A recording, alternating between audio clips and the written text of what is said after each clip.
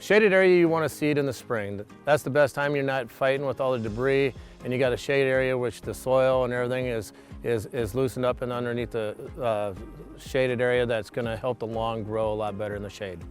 Sunny area, the best time to seed a sunny area is going into the fall. Mid-August into October.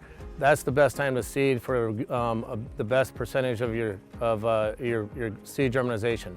Seeding in the summer gives it a better root growth and get better standing going into the winter.